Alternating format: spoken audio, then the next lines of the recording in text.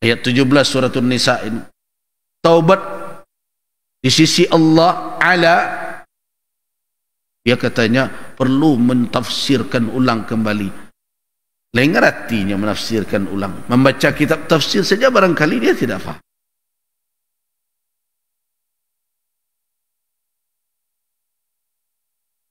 Sesungguhnya taubat di sisi Allah. Ala di sana bermakna inda. Di sisi Allah artinya taubat yang sahihah makbulah. Suatu pertaubatan yang benar yang makbul di sisi Allah Subhanahu wa taala. Untuk siapa diberikan? Lilladzina ya'maluna as-su'. Untuk orang yang berbuat kejahatan bijahalah karena kebodohan.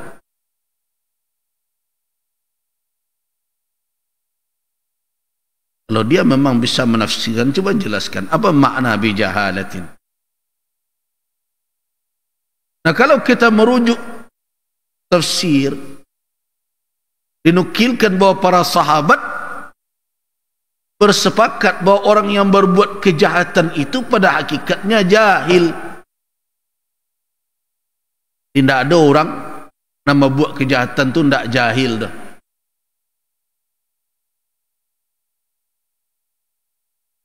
Di mana kita temukan di antaranya seperti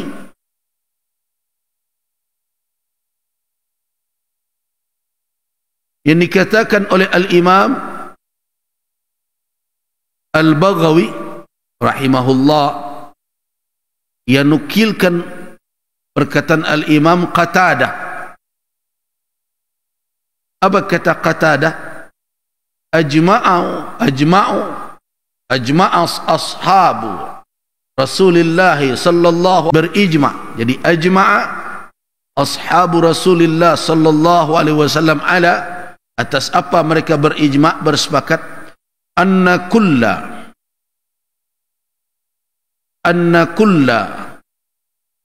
ma usiya bihi Allahu wa huwa jahalatun amdan kana aw lam yakun, wa kullu man asallaha fa huwa jahilun. Qatadah berijma' para sahabat Nabi sallallahu alaihi wasallam, setiap apa saja yang dilakukan sebagai bentuk kedurhakaan, orang yang berbuat zina, bodoh, dibukakan pintu pernikahan. Bahkan ada yang punya jalan yang halal, dia tempuh jalan yang haram. Itu perbuatan kebodohan. Jadi para sahabat Nabi bersepakat, kullama usiya bihi Allahu fahuwa jahalatun. Setiap apa saja yang dilakukan dalam bentuk kedurhakaan kepada Allah, jadi maksiat itu jahalah, maksiat itu kebodohan. Apakah dilakukan amdan, sengaja dilakukan orang atau tidak sengaja? Jadi jangan dikatakan perbuatan-perbuatan durhaka itu adalah cerdas. Tidak. Orang maliang itu tidak cerdas itu. Perbuatan mencuri itu jahalah, kebodohan. Nah, karena itu wa kullu man asallah, dan setiap orang yang mendurhaka, berbuat maksiat kepada Allah, pada hakikatnya apa? Jahil.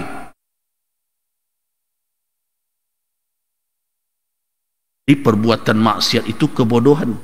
Pelaku kemaksiatan adalah orang jahil, orang bodoh.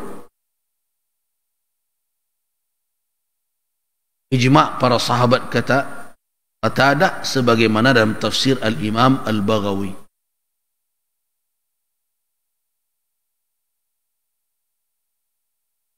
Apakah dia sengaja atau tidak sengaja melakukan, dia telah masuk ke dalam kebodohan dan dia telah mendapatkan predikat sebagai seorang yang jahil, bodoh.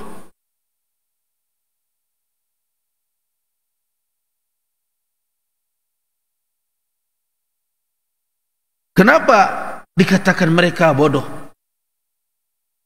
Kan dia prof, dia doktor, dia S3, dia S2, pendidikannya mentereng. Nah, gelarnya panjang dari namanya. Awak ngeceknya bodoh.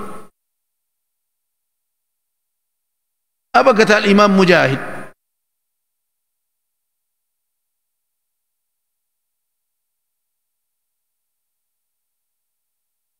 Bahwa orang tersebut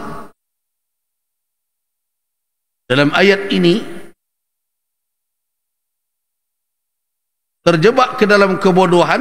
Memang yang terkena oleh ini al-am adalah orang yang sengaja. Tapi kata Al-Kalbi, lam yajhal annahu dhanbun. Bisa jadi orang itu tidak jahil bahwa perbuatan itu mendatangkan dosa, lakinnahu, akan tetapi mungkin dia jahil ukubahnya, hukumannya. Atau bisa jadi kejahilannya dalam hal apa? Dia pilih kelezatan yang fana di dunia dan dia singkirkan kelezatan yang kekal. Jadi dengan dia berbuat kemaksiatan, dia pilih hanya kenikmatan sesaat. Dia campakkan kenikmatan yang abadi. Kan bodoh namanya.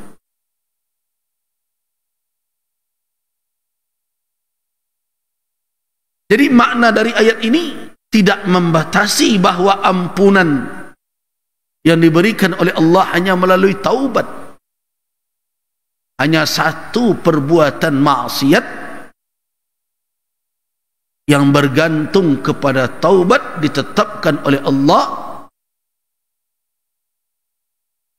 yaitu syirik. Baru orang itu mendapatkan ampunan dari Allah Subhanahu. Di luar itu, maduna dzalik yaghfiru liman yasha. Allah bisa memberikan ampunan kepada siapa saja yang dikehendaki. Tapi syirik tidak, kecuali melalui taubat. Jadi kalau seseorang tidak taubat sampai akhir hayatnya dari perbuatan syiriknya, orang itu tidak akan mendapatkan ampunan dari Allah Subhanahu wa taala. Allah yang mengatakan. Ada pula yang mempertanyakan apakah Allah bisa mengampuni apa yang tidak bisa dilakukan oleh Allah. Tetapi dia yang membatasi, meletakkan syarat untuk syirik. Innallaha la yaghfiru ay yushraka bih wa yaghfiru ma duna dzalika liman yasha. Wa yaghfiru ma duna dzalika liman yasha. Allah tidak memberikan ampunan perbuatan yang mempersekutukannya dengan apapun, namun dia memberikan ampunan kepada selain itu bagi orang yang dikehendaki. Nah, kita tahu bahwa di dalam perjalanan Rasul sallallahu alaihi wasallam kita dapat kesimpulan bahwa tidak diterimanya ampunan oleh orang yang berbuat syirik kalau dia mati dalam keadaan syiriknya dan tidak bertaubat kepada Allah Subhanahu. Tapi kalau dia bertaubat, apalagi masuk dia ke dalam Islam, betapa berat kesyirikan yang dilakukan oleh sebagian para sahabat sebelum Islam mereka.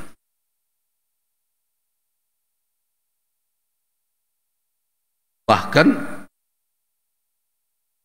ada di antara kaum muslimin yang lemah iman, yang tergoda dengan perbuatan syirik kaum musyrikin. Ingat kisah Dhatul Anwad, pohon kayu keramat yang dijadikan tempat menggantungkan pedang. dengan keyakinan bahwa kalau pedang digantungkan di sana, kemenangan akan berpihak kepada mereka. Ini kisah ketika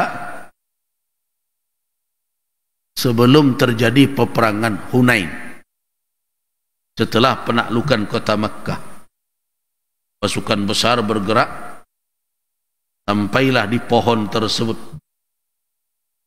yang dikenal dengan Dhatul Anwan. Orang-orang jahiliyah dahulu berkeyakinan pohon itu keramat. Pohon itu mendatangkan keajaiban.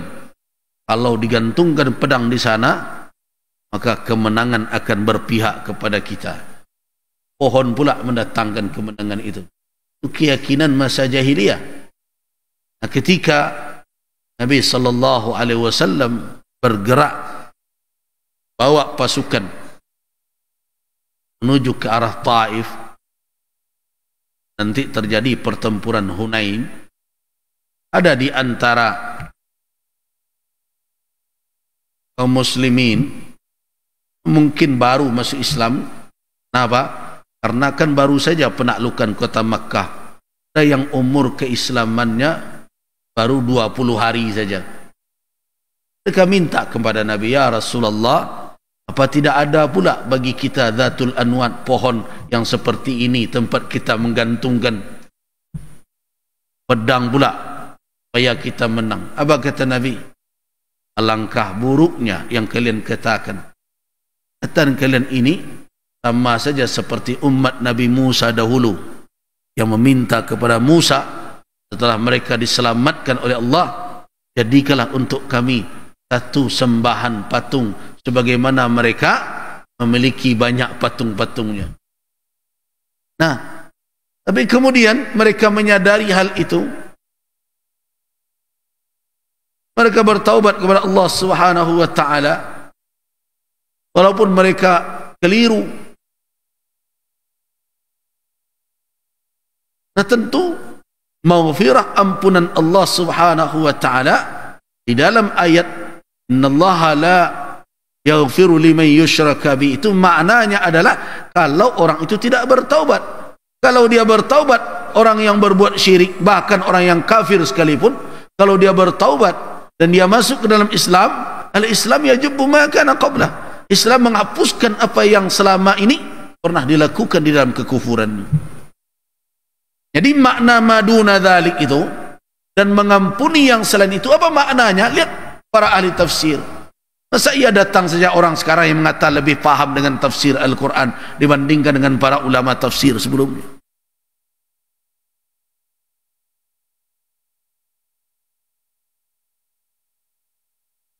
Apa kata ahli tafsir? Makna dari ayat ini bahwa perbuatan syirik la yaghfirullah bighairi taubatin, biduni taubah, dan yang lain bisa saja Allah yatajawazuhu, melampauinya, memberikan kemaafan tanpa taubat, tapi bagi siapa yang dikehendakinya, liman yasha.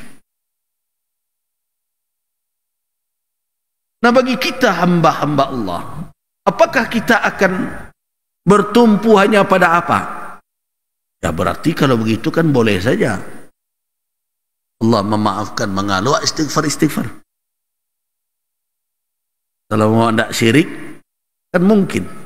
Nah, seorang muslim yang baik, yang menyadari betapa kurangnya amal yang dia lakukan, yang menyadari betapa lalainya dia dalam menjalankan tugas kehambaan, tidak mungkin bertumpu hanya kepada kemungkinan ampunan tersebut. Ketika Allah Subhanahu wa taala telah menurunkan syariatnya, membentangkan jalan, ini bisa kamu lakukan dan kamu bisa meraih ampunan, tidak hanya bersandar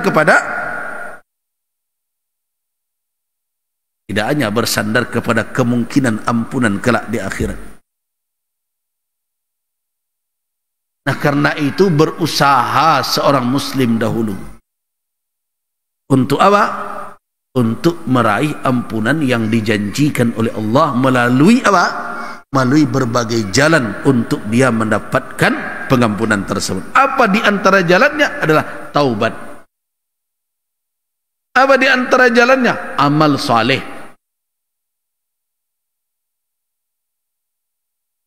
Nah, kalau ikhtiar seperti itu telah dilakukan, seorang muslim baru bersandar, mudah-mudahan Allah Subhanahu wa taala memaafkan yang lainnya, dengan catatan jangan berbuat kesyirikan, jangan menjadi seorang musyrik.